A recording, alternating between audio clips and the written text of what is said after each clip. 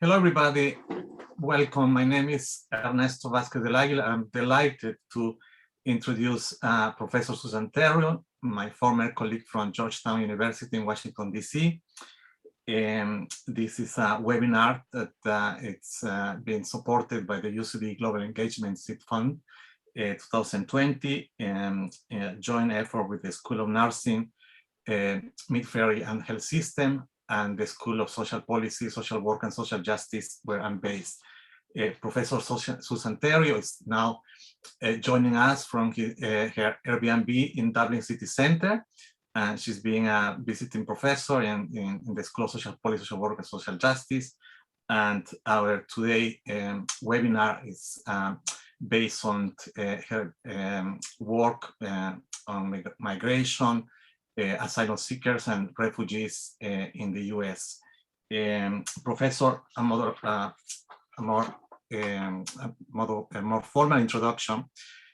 Professor Susan Terrio has been working for more than 25 years at Georgetown University, and in this time she published 4 books in top-tier university press, including University of California, New York University, and Stanford University Press, as well as more than 30 articles and book chapters in referred publications. She was awarded research grants and fellowships from the Andrew Mellon Foundation, 2 National Endowment for the Humanities Summer Fellowships, the Radcliffe Institute of Harvard University, and other fellowships in Princeton and Georgetown University. Her publications on American immigration courts and the US federal detention system for unaccompanied migrant children have received national and international recognition. Her 2015 book, Whose Child I Am, and her 2019 book with New York University Press, Illegal Encounters, analyzes all these issues. Professor Terrio has worked to inform public opinion on immigration issues and to expand academic outreach beyond the academia. Her work has been featured in national and international media, including the Los Angeles Times, the Washington Post, and NPR. Professor Terrio's new book, In the Mouth of the Shark, which she was working here while in Dublin, centers on the undocumented mothers and children who fled violence in Central America and attempt to build secure lives in the US. Thank you very much, Susan. We are delighted to have you, and welcome. Thank you very much. First of all, let me say how pleased I am to be presenting to the greater UCD community and to be in Dublin and in Ireland for this 2-month period. It has been an absolutely delightful experience. But first, let me thank the head of the School of Social Policy, Social Work, and Social Justice for supporting my affiliation with the university. And most especially my thanks to Professor Ernesto Vázquez del Águila for his help in navigating the university system, in organizing this webinar, and for giving me invaluable advice on how to best take advantage of my time here in Dublin and Ireland. And also, I would like to thank the Global Engagement Fund for providing technical assistance, which many of us need. So thank you very much for that generous introduction. Before we start looking at the slides that I have prepared for this presentation, I'd just like to take a minute and explain how I came to center on Central American mothers seeking refuge in the United States. As Ernesto said, I had just finished a book on what happened to the unaccompanied minors who were fleeing chaos and violence in the Northern Triangle countries of El Salvador, Guatemala, and Honduras, as well as Mexico. Now, when those young people set out for the North and crossed the border, if they were under 18, had no legal status, and migrated alone, that is without a parent or guardian, they were ensnared in 2 federal systems. The first being mandatory federal detention for juveniles. It was a set-aside system for young people under 18 until they could be released to an approved sponsor that was determined by the US government. But on the other hand, at the same time, they were placed in removal proceedings, that is deportation proceedings, in immigration courts. So I finished that work, and I had considerable familiarity with the detention system for juveniles. But in 2014, which was the year before my book was published, we began to read about the unprecedented numbers of both unaccompanied minors who were coming from Central America and Mexico, but also so-called family units. That was a term that was used by Custom and Border Protection to describe families who were seeking protection, who were fleeing horrific violence in their home countries in Central America and Mexico. And that was a term that really meant mothers with young children who were coming to seek protection, and they were getting apprehended at the US border. And so in 2017, I went to a conference in the, I worked close to Washington, DC, at the University of the District of Columbia Law School, and I heard 3 immigration lawyers who were pleading for volunteers to go to these immigration prisons in South Texas and help them prepare the mothers who had been detained for their asylum petitions. And the first stage in that is passing a credible fear interview with an asylum officer stationed in the prison. But I want to relate an example that one of the attorneys gave in that conference, which was so compelling. She talked about a young mother who had been detained for 2 years at that point, and she had 2 young children, the youngest of whom felt gravely ill and was spitting up blood for 4 days before the officials in that particular prison agreed to send the child to a local emergency room for treatment. So that was sort of the impetus for me to see how these prisons looked on the inside, and at the same time to volunteer and make some kind of impact in the very difficult situations that they faced. So in the process of volunteering in 2017 and 2018, I had the opportunity to hear the stories of approximately 50 of these mothers who were detained and who had come with young children. And they all described horrific physical and psychological abuse inflicted by their husbands, their fathers, their brothers, their in-laws, and less frequently by their mothers and grandmothers. And what they reported was that it was nearly impossible to get assistance and protection from police in their home countries or from their courts. And there was the persistent threat of extortion, abductions, and death from criminal groups, and the forcible recruitment and kidnapping of loved ones into gangs. And the other thing that was very stirring about these women, most of them had some kind of gainful employment. They had public sector jobs, or they owned very small businesses, bodegas, or they were female. They were female heads of households because they had been abandoned. They were living without male protection, or they had their partner was already somewhere else in the United States or one of the other countries. But for those reasons, especially people who were receiving remittances from the US, for those reasons, women in those categories were particularly vulnerable to extortion and threats. And the partners of these women had frequently, as I said, abandoned them and stopped supporting them if they ever had, but they were still trying to control them and their children.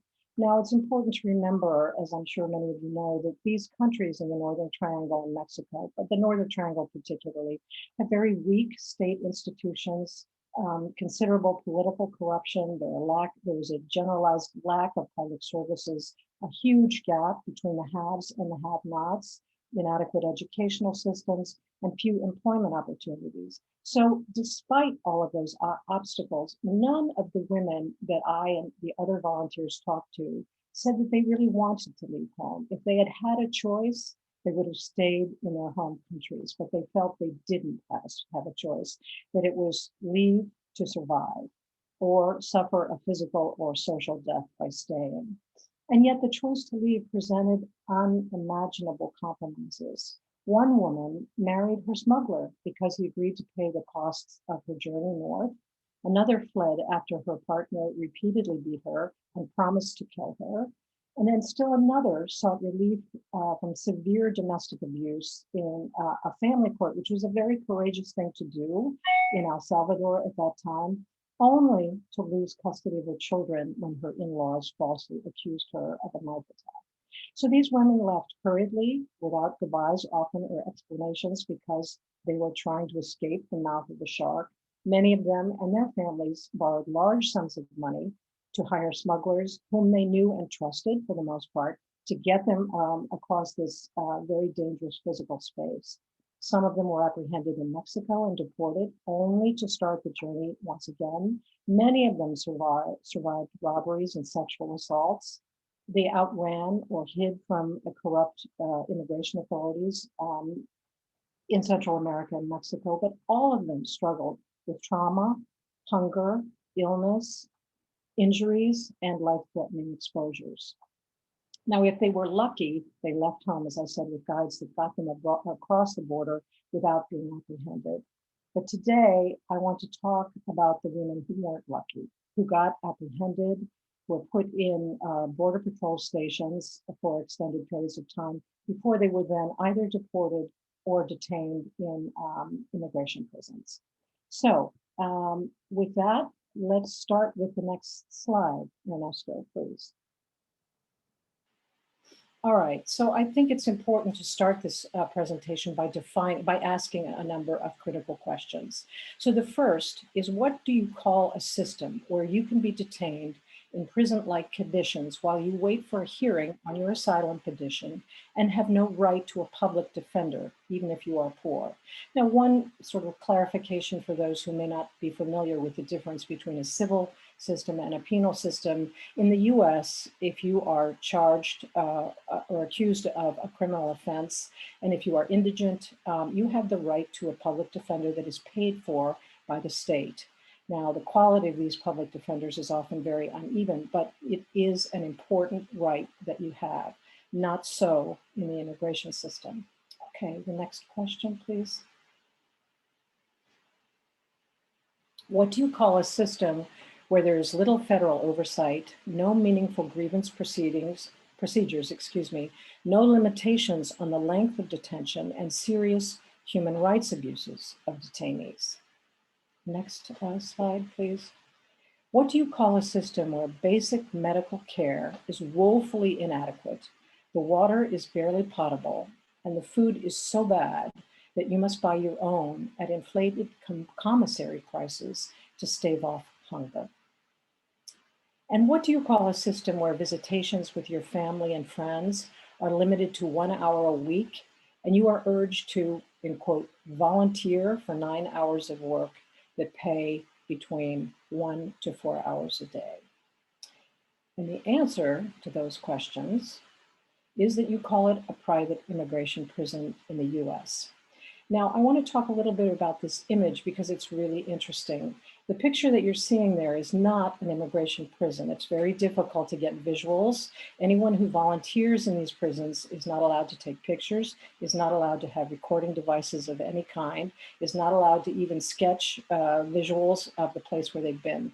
But this is a processing center for the enforcement agency that has the jurisdiction for the interior of the United States, and it's called Immigration and Customs Enforcement. Now, under the Obama administration, and I'm sure many of you followed, he was heavily criticized because although he insisted that he was prioritizing humanitarian measures, in fact, he earned the moniker of the deporter in chief because during the course of his 2 terms, his administration deported more than 2 million people, which was more than the George W. Bush administration had deported prior to him. However, Obama did some very important measures that were designed to differentiate between so-called criminal aliens, undocumented people who had been charged or convicted of criminal offenses. He made them a priority for deportation. But he instructed the people who were working in these processing centers not to prioritize people who, for instance, had entered the country legally and then overstayed their visa and therefore fell out of legal status, or people who had been apprehended after a traffic jam for a broken tail light or because they didn't have a driver's license, so nonviolent offenses. So under the Obama administration, those people, because they had already come to the attention of the immigration courts, were required to do routine check-ins at these processing centers.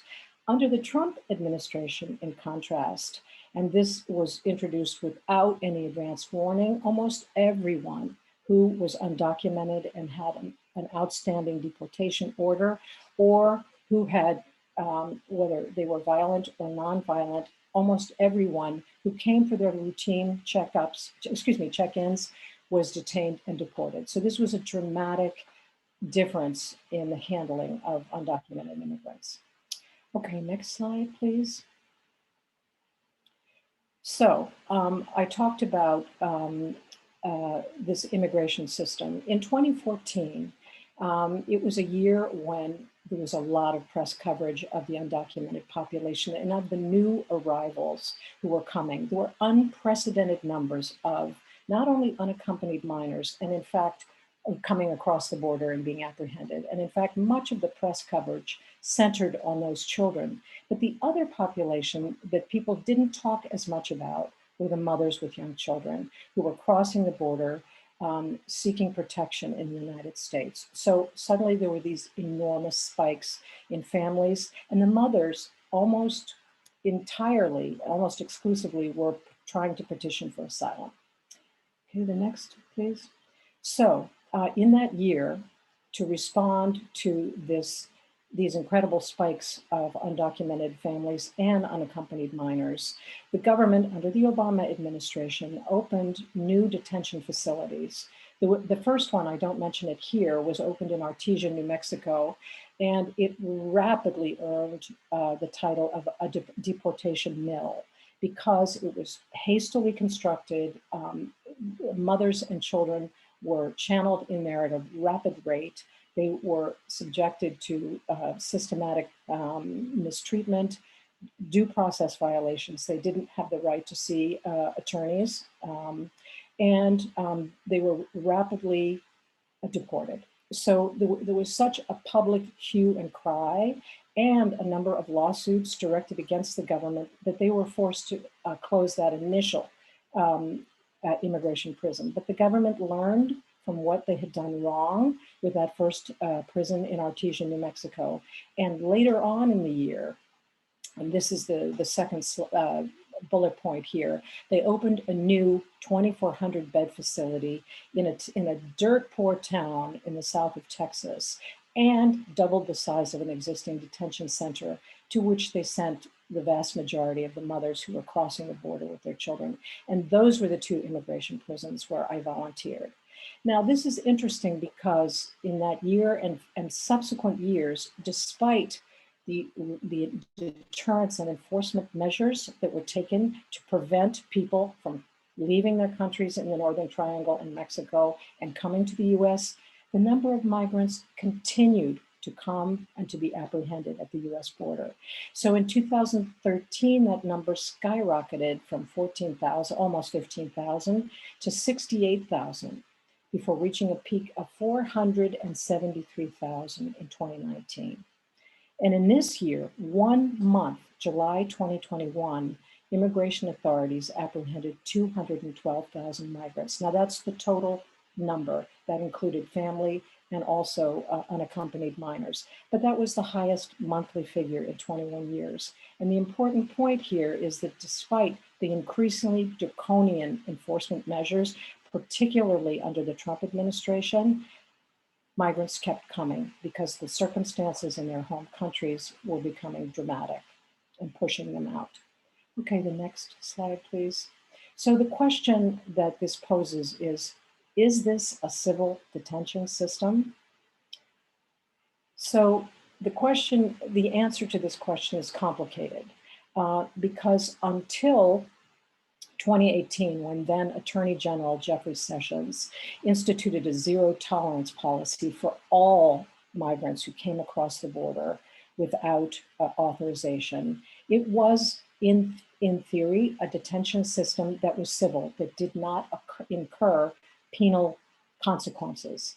Nonetheless, as we saw beginning in 2014, migrants who were crossing the border in search of refuge, asking for asylum, were imprisoned because they were in the US without legal status, not because they had been charged with or convicted of crimes. And so this poses the contradiction at the center of a system that still portrays itself as civil, but acts in many ways as if it's a criminal penal system.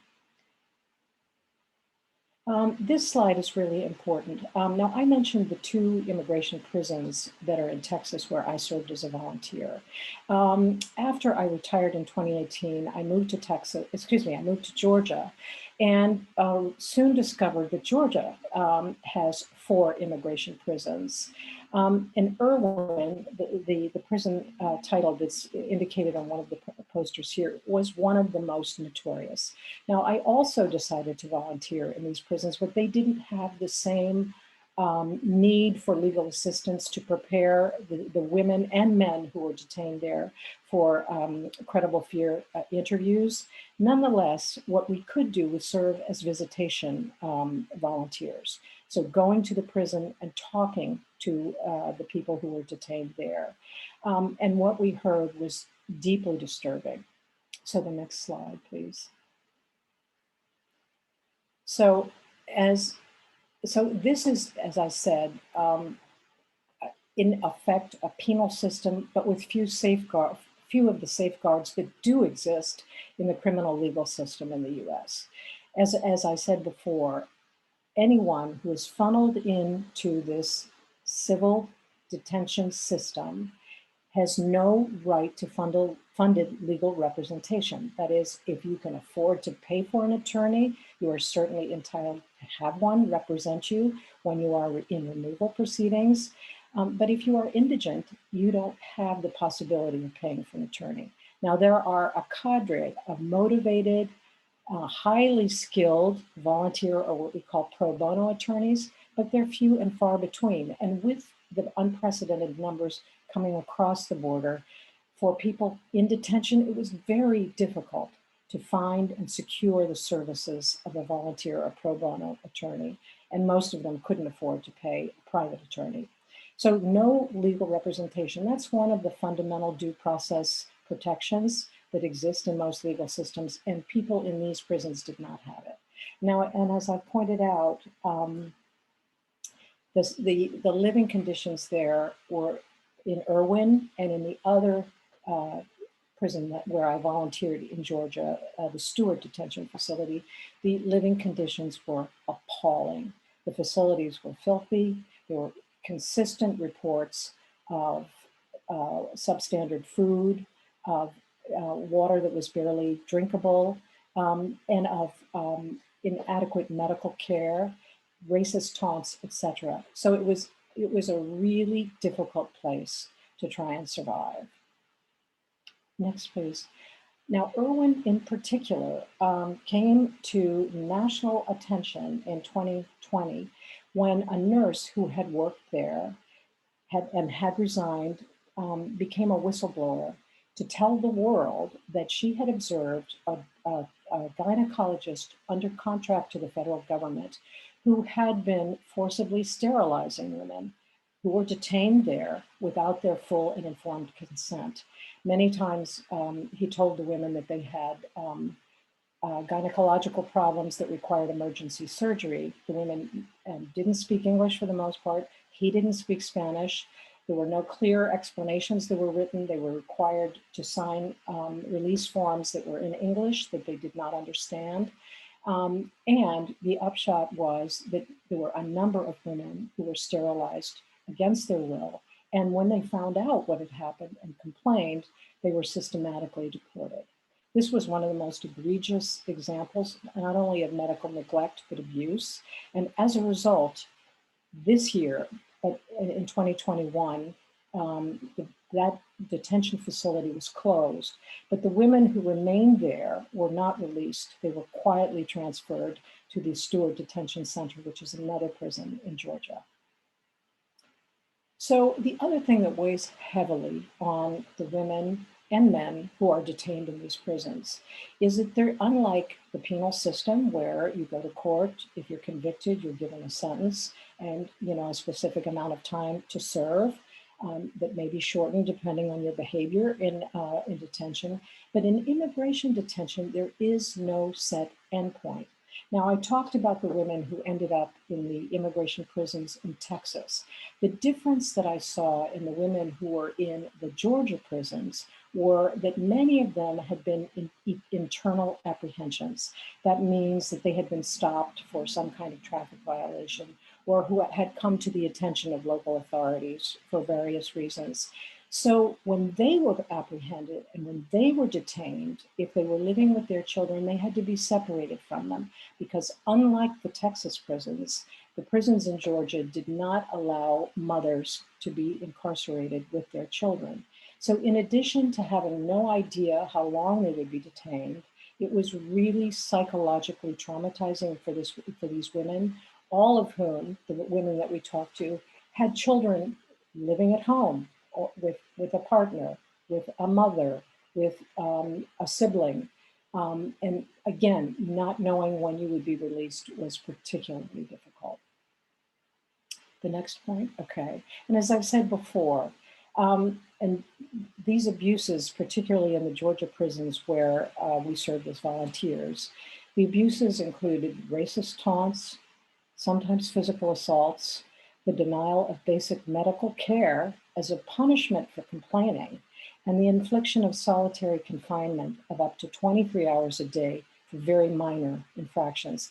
And I'd like to give you an example of one young woman who was from El Salvador as well. She had been coerced into having sex when she was 15 with the principal of her private school.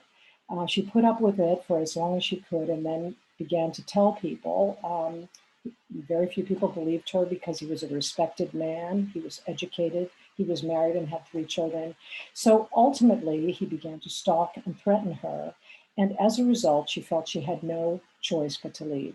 So she embarked on a journey without much money. So she had to beg and work as she worked her way across Mexico, and nearly died twice. When she fell from a moving cargo train going through Mexico, and a second time after she had recovered and tried to get across the border, which she did, but she was abandoned by the smuggler who had led her across the border.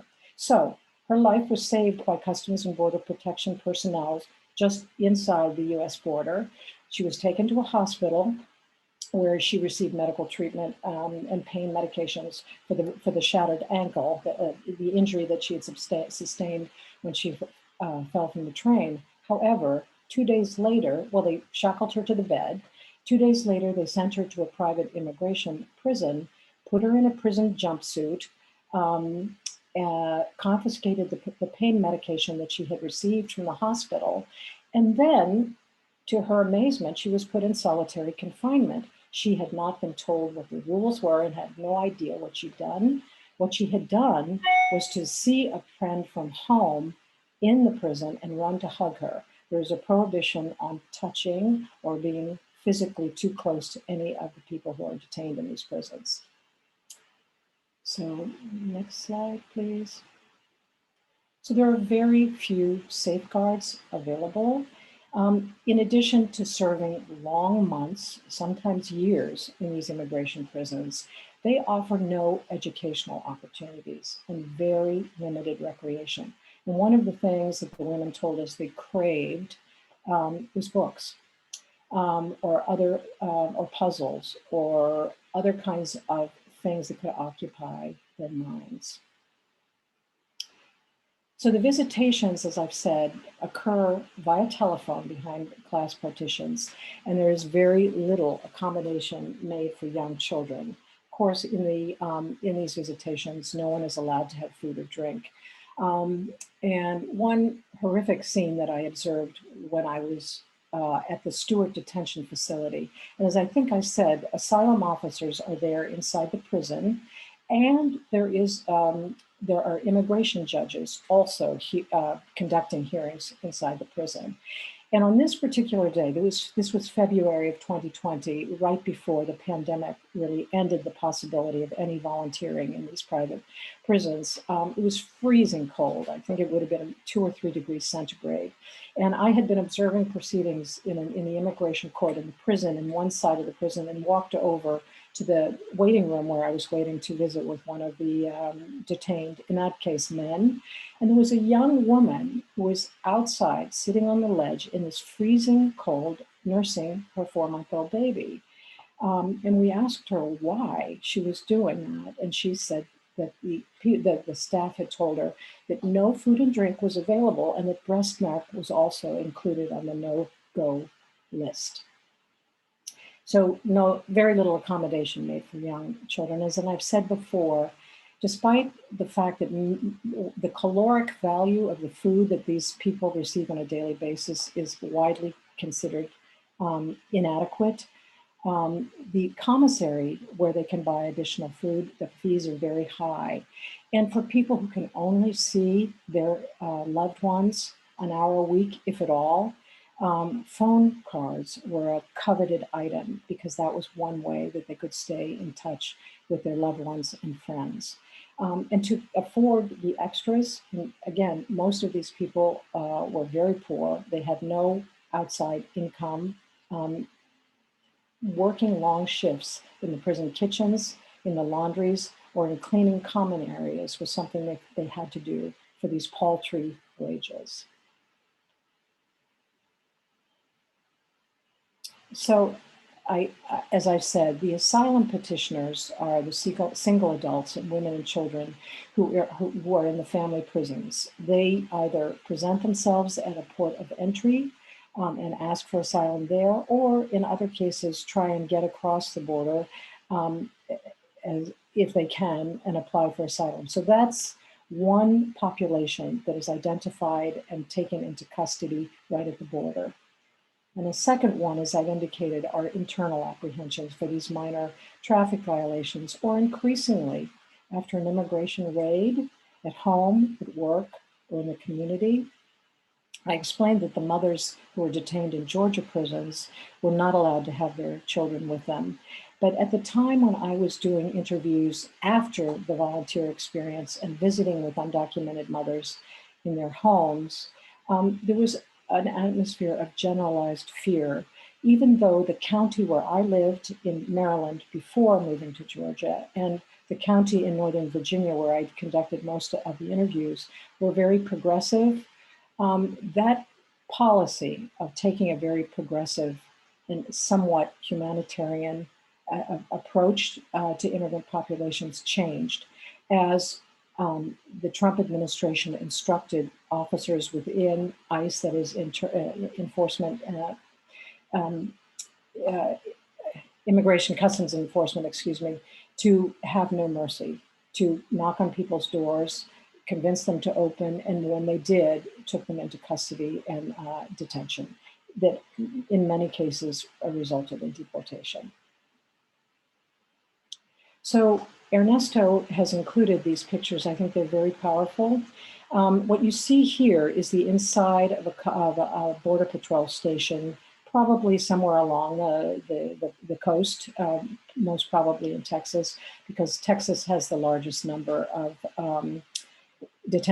Border Patrol stations and detention centers. And what both the children and the mothers mentioned to us when they described their experience coming to and across the border and then being apprehended was the freezing temperatures in these centers, freezing.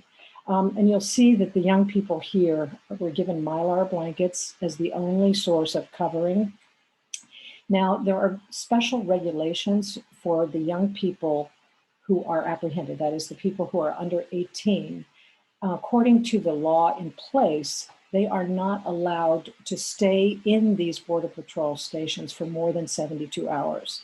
That does not apply to the adults, but when there are huge spikes in the number of arrivals, those regulations can be suspended. There's a special clause that says in an emergency situation, you don't have to honor that 72-hour limit.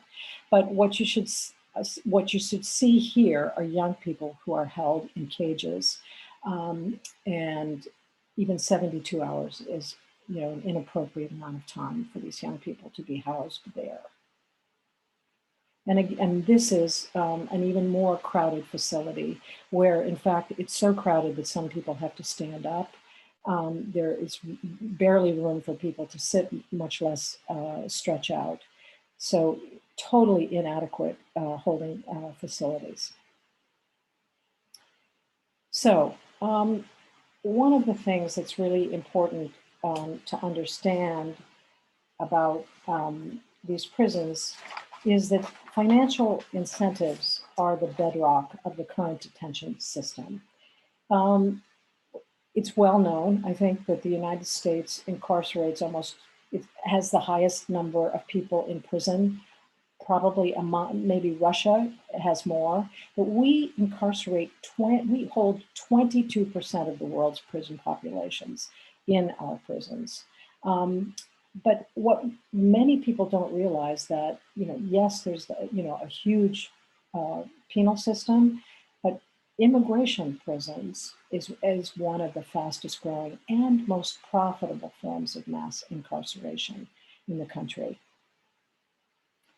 One note about 2014, when the Obama administration made the decision to begin to construct and detain large numbers of family units in these so-called family reception sites.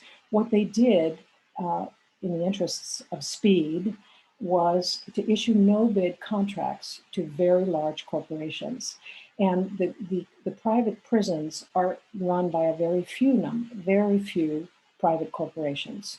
They're enormous, they specialize in corrections, and they earn huge profits. Recently, they have specialized, there's a sort of a specialization. The Corrections Corporation of America, now rebranded as Core Civic, specializes in running large numbers of prisons. But there's another corporation whose profits are even bigger. It's called GEO. They have specialized in the so-called alternative to detention, because despite the expansion of the prison population, at times there's still not enough beds. And then also some people are allowed to be released, but they have electronic monitoring bracelets that they leave with. So this is big business. And the other thing about the prisons is their location in remote areas where the costs are very cheap, the good jobs are very scarce, and access to attorneys is very limited. The two prisons that I mentioned in South Texas are literally on the border, and they're in impoverished towns. So we could see from the people who are working there as guards and as food service personnel, these were the only jobs that were available, and they were good jobs because they had certain benefits that were included. So the incentive for the community to bring these prisons in is huge. Why? Because they get a cut of the daily cost that is paid by the federal government for each person who is in detention. And just to give you an example of the Stewart Detention Center, that's in a tiny town and in the middle of the state, and Georgia is a huge state. And it's no accident that it is located in one of the poorest counties in Georgia. And it's no accident that it is the largest employer. And the monies that are generated by the Stewart Detention Center represent the single largest revenue stream in a county where minorities constitute almost 40% of the population. And I would just add that, the financial incentives, so it's not just the prison, but it's all the services that surround, that are required to run a prison like that. So people who are apprehended at the border have to be transported to the prison. There have to be security measures put in place. There have to be food services that are made available. So all these ancillary services are part of a sprawling and very profitable system. Now, this is a really interesting photograph because you get the sense that these are real prisons. There are barbed wire fences that surround them. Now, as I said before, I didn't take this photograph as volunteers. We arrived very early. We arrived, and from the minute you enter the gates, there are surveillance cameras. We were instructed not to take any photographs, as I said, not to bring any recording equipment in, but other people obviously have taken some of these photographs. It's a chilling image of just how coercive these conditions of confinement are. So the conclusions, the things that we need to think about when we talk about the people who constitute the majority of the population in private immigration prisons. Today, they are overwhelmingly people of color. 73% come from Mexico and Central America, 11% from Asia, and 7% from South America. I'm sorry, the next one, please, Ernesto. And the thing that has happened, and particularly over the last 20 years in the United States, the undocumented have been conflated with crime, disease, and terrorism, and they have been portrayed as a dangerous threat to national security. And this was particularly exacerbated with the incendiary rhetoric of the Trump administration and ex-President Trump's senior advisor on immigration, whose task was to eliminate all immigration to the United States, both legal and illegal. But the constant drumbeat of the language of threat, the language of disease, the language of risk and security really did have an impact on the attitudes of people regarding, and particularly the fears of seeing photographs of large numbers of people trying to cross the US border.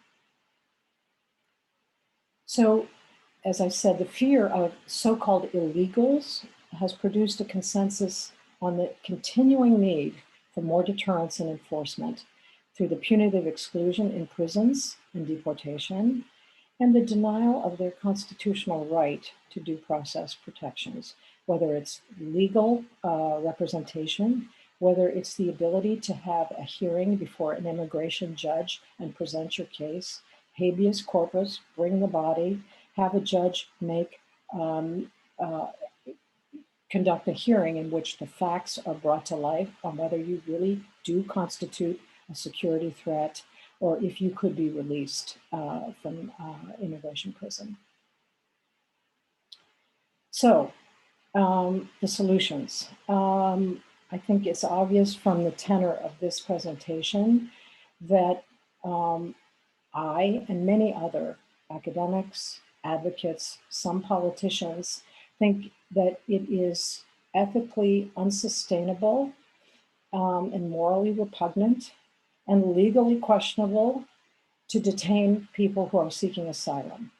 The Refugee Act of 1980 guarantees protection for 5 different categories of people by virtue of their race, their religion, their nationality, their political opinion, and their membership in a social group. Now, one of the things that happened under the Trump administration with regard to the grounds for seeking asylum have to do with the threat of domestic violence. As I said, almost all of the women I talked to had been the victims of horrific violence, whether at home or on the street in the community, and also faced deadly threats from gangs. So there were 2 important cases that appeared in immigration court under the Obama administration that for the first time instructed immigration judges to recognize membership in a social group for people who had suffered domestic violence, particularly in countries like El Salvador and Honduras, and also recognize that being forcibly recruited or threatened by a gang was also a legitimate ground for protection, membership in a social group. One of the things that former Attorney General Jeff Sessions did as the head of the Office of Executive Review, this is the office that runs the immigration court system, he reversed both of those laws, both of those rulings, in effect, making it even more difficult for women who are fleeing domestic violence and gang threats to seek protection under our asylum laws. Okay, next, please. We need to reform the immigration court system. This entire presentation could have been about the immigration court system. It is a system that is chronically under-resourced and understaffed. And because of the prosecution priority, enforcement priorities of the Trump administration, in the context of increasing people coming across the border, there are huge numbers of cases that each immigration judge must handle. There are huge backlogs, and it has brought the system to the brink of total collapse. So reforming the immigration court system is important. And I think I've made a case for the problem of having financial incentives and the profit motive as the main sort of factor in the implementation and running of private prisons. So many people agree that ending these federal contracts with for-profit corporations that specialize in correction and then also electronic monitoring devices is really important. And incidentally, the Biden administration, President Biden, campaigned on the promise to end these contracts. But as he discovered, it was much more difficult to do in practice. I think something that probably should have been the first solution is funding legal representation for minors, for people who are under 18, who come across the border, are apprehended, and land in deportation or removal proceedings in immigration courts. I can tell you, I spent over 120 hours observing proceedings in immigration courts when I was doing the research on the young people who appeared in removal proceedings, and there is nothing more dispiriting than seeing a young person in court without an attorney or with an attorney who is just a friend of the court, which is no official rule, facing a judge on a raised dais with a robe and always having the government represented by a trial attorney. That's the name of the attorneys who represent the government and who argue invariably for removal. So that situation is such a blatant conflict of violation of due process, particularly for a vulnerable group of people. So it should absolutely happen. And in the United States, I'm sure many of you may know that it's the Congress that enacts immigration laws. And for years and years, since the late 90s, it has been unable, and in some cases unwilling, to enact comprehensive immigration reforms that are sensible, that would allow long-abiding, long-term residents who came to this country as children and are, for all intents and purposes, American citizens. Their first language is English. They have no memory of the countries that they left. They attend public schools. So that population, as well as people who are in the country, many Salvadorans, for instance, who were granted temporary protective status because they came after an environmental disaster like an earthquake or political conflict, to allow those groups of people to qualify for legal status. And I would add to create additional visas for people who don't want to come to the United States and stay, but would like to come and work and then return to their home countries where home is.